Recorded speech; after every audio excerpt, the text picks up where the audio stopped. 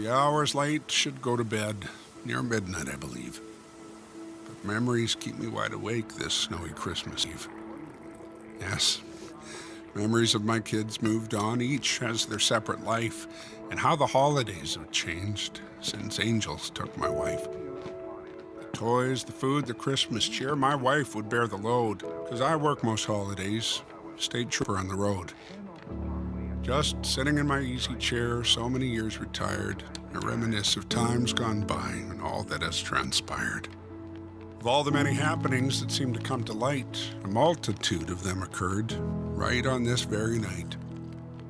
A drunken woman in a wreck who died on Christmas Eve leaves memories of a tragic case most people can't believe.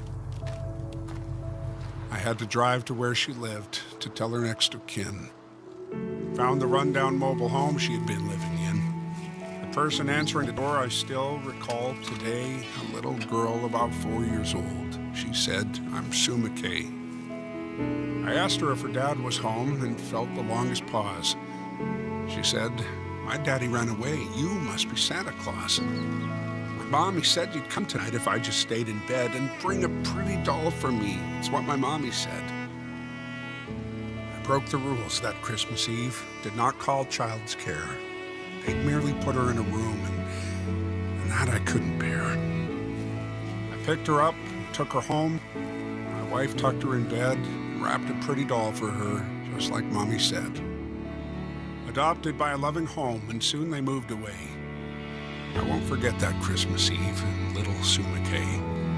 Another bitter Christmas Eve, a blizzard to behold that had left a family in a ditch, just trapped there in the cold.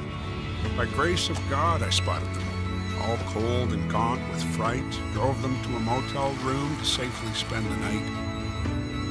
One Christmas Eve, a homeless man, shivering and wet, was trying hard to get a ride I'm sure he'd never get.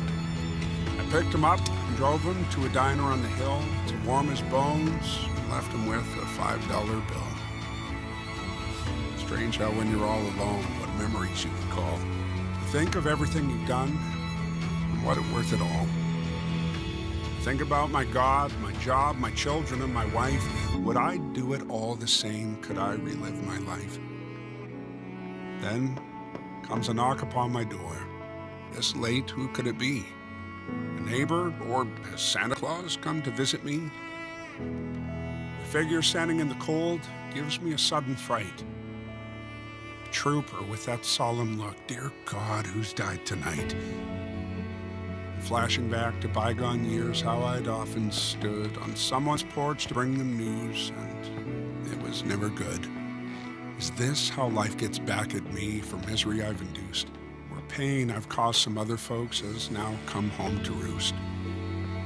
But looking in the trooper's eyes, my mind is in a whirl.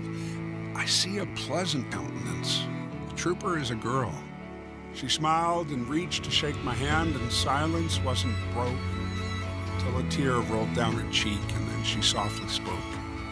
"I'm sure you don't remember me, but thought I'd stop and say, God bless you on this Christmas Eve. I'm Trooper Sue McKay."